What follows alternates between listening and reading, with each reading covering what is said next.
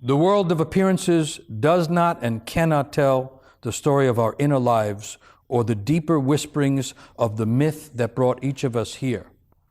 The world of appearances bubbles up on the sea of uncertainty. It is not that the appearances are false, but rather they cannot tell the whole story. Each event, inner or outer, can be opened to reveal psychological aspects and hidden mythical components. So entering the mythic territory means stopping to seek the stories written within the events in our lives and the events around our lives. Healing, regeneration, and restoration must be found through a radical reorientation within each life. Through myth and through rituals, a person reorients to the cosmic and to the mythic spark at the central core of their being. This becomes an increase of being, which in turn alters the direction of becoming. Getting in touch with the core of our lives, the fire spark that brought us here, that which can excite us and make us feel fully alive and vital, expands the sense of being alive and being present, which means it defeats the popularity of depression, and it calms the possibilities of random fears and anxieties, and it changes or alters what we are becoming. Now, why would that have to even be said? I think the reason why it has to be said is because another aspect of the modern philosophy, such as it is, random philosophy, is that people can't truly change.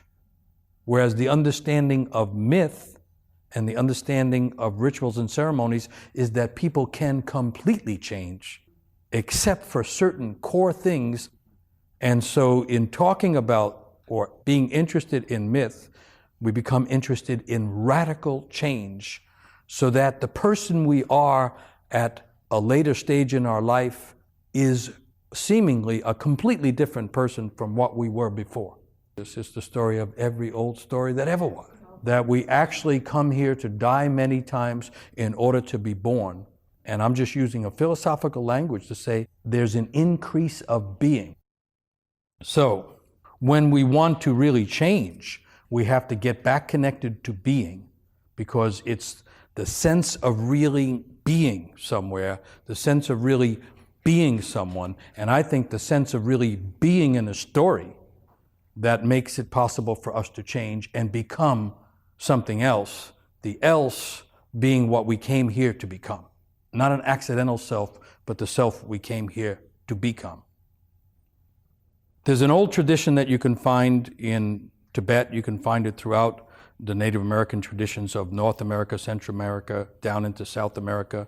You can find it in ancient Europe and lots of places. That is to say, when someone is ill or sick, they are brought to the very center and everything is formed around them. Think of those Tibetan mandalas, which are used to heal. Now the question becomes, why would a person be put in the center if they were sick? And the mythological answer is because the center is equal to the beginning. The beginning and the center are the same thing. Why is that meaningful to us rather than an abstract idea?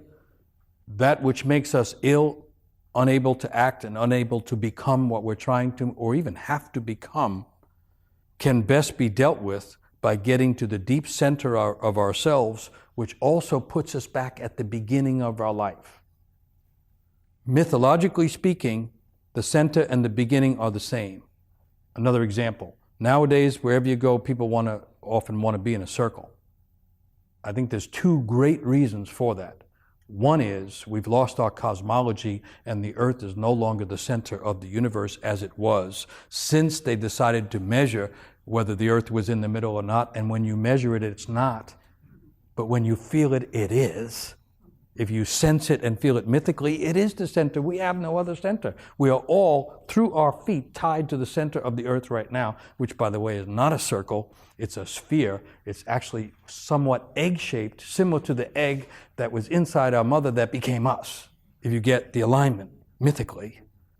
So I think people are trying to recreate both of those things. Get in a circle, because then there's an implied center and we're back into a cosmological condition and get in a circle because inside us there is a center that is spherical or egg-like. Does that make sense? We're trying to get back to the sense of being centered. When we get back to the sense of being centered, then all the potential and possibilities of our lives are back again. The center is equal to the beginning.